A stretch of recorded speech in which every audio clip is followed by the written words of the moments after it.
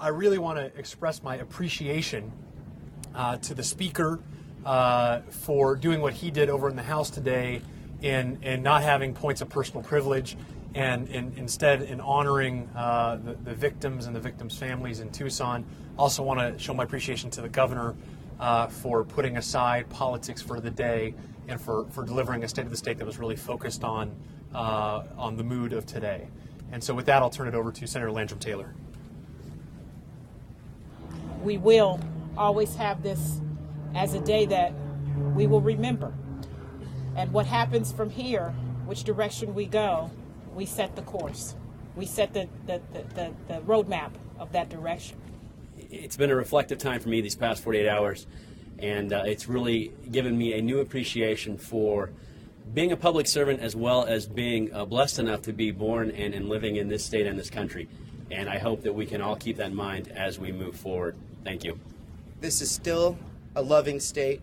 This is a state that I moved many years ago after I finished my service to my country to move to raise a family. And I think it's indicative that we look at who rushed to the scene to help. It was people of all different color, all different walks of life, all different religions that were there to help out the Congresswoman as well as all the other victims. I think we need to remember that in light of what is being said. Let's not remember what one lone gunman did. Let's remember what almost every Arizonan did on that day at that mall. They all reached out and tried to help out our victims, as well as through their prayers and through their calls.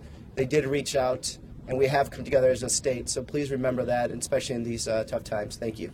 This for us is a time of reflection, reflecting on how we got here as a people. All the reflection has to go back to all the campaigning rhetoric and all the things that have been said. Our elders teach us that once you say something, you can never take it back. So I hope in these times we're careful about what we say about one another. It's time for healing, time for good words, words of peace, words of love. Thank you. Senator Kirsten Sinema. We are all incredibly grieved about the tragedy that occurred on Saturday. We are worried, we are hoping, and we are praying for the 9 individuals who are still today fighting for their lives. And we mourn the loss of the 6 lives that occurred on Saturday. Our hearts go out to their families, to their friends. Our hearts go out to the individuals who were present at that Safeway on Saturday morning, who either witnessed or were victims of that tragedy. And in particular, we are grateful for the many, many people who, despite their own injuries, despite the fear and the chaos, reached out to help their fellow individuals. And indeed, we believe, saved the lives of certainly Gabby Giffords and perhaps others in that very morning. We have an important task in front of us here in Arizona, and that is to obviously continue to hope and pray for those who are fighting for their lives today and help them along as they recover. And as we do that, I think we have an opportunity to help our state recover, our nation, and indeed the world, who is suffering and grieving as we all are here today.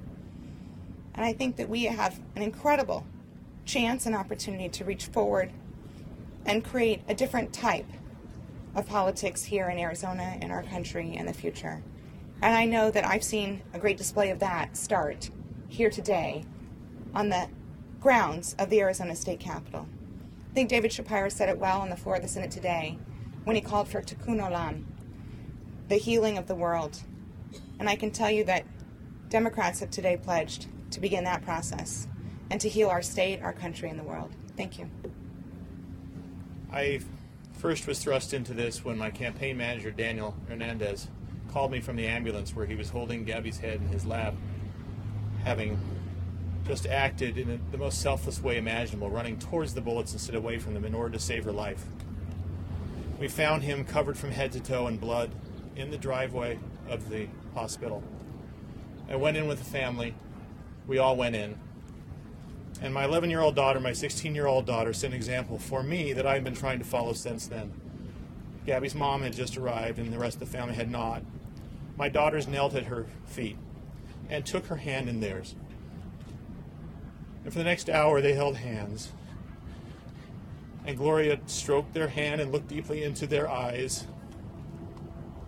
And they did what they could to help her feel better.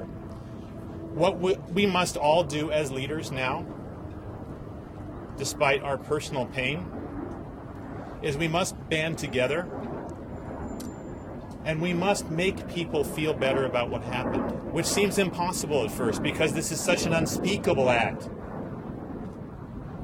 But that candlelight vigil that night, after having spent a horrifying day with the family in the hospital, coming out, there was words that came to me that morning that I repeated to the crowd, about 200 or 300 people holding candles. It was beautiful. I said, "You can't stop hope with a bullet." The crowd started chanting and singing that. And the spirit of love and reconciliation was rising above that crowd. There was no anger, calls for revenge. It was everybody, no matter what their beliefs were, coming together and asking for love and reconciliation. And that is the spirit over Tucson right now. Over all of southern Arizona, I think over the entire United States at this point. And I believe that we will move forward from this terrible moment, and we will look back and see that we have crossed a threshold into a new day of politics in which we do not trash one another on either side, where we work together, where we follow in Gabby's model for how you work with people you don't necessarily believe with, where you work with people and understand that we are all working towards a common goal of creating one state, one nation together, making this a better place for everybody. We may not agree with the ways to get there, but we do agree with the goal. And I was so encouraged by the words of Speaker Adams, Majority Leader Tobin, the governor today, because I believe that they will be partners in this goal, and I have pledged to them, and I pledged to the governor today as well. If I have ever said anything hurtful or hateful in spite of my best interests, they would call me on it if I ever do that. I will never say anything hateful or hurtful again about somebody else who I have a disagreement with, because we must break this mold. We must move forward.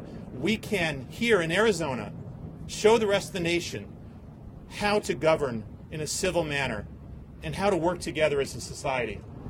Daniel Hernandez is a name known around the world today because he, instead of running away from bullets, ran towards them in order to help to save his friends, and perhaps has saved the life of Congresswoman Giffords. And so I'd like to introduce him.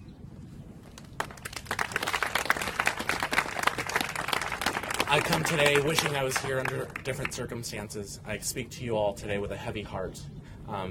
Congresswoman Giffords was not just a boss. She was someone who I admired greatly for years. She's also someone who I considered a family friend.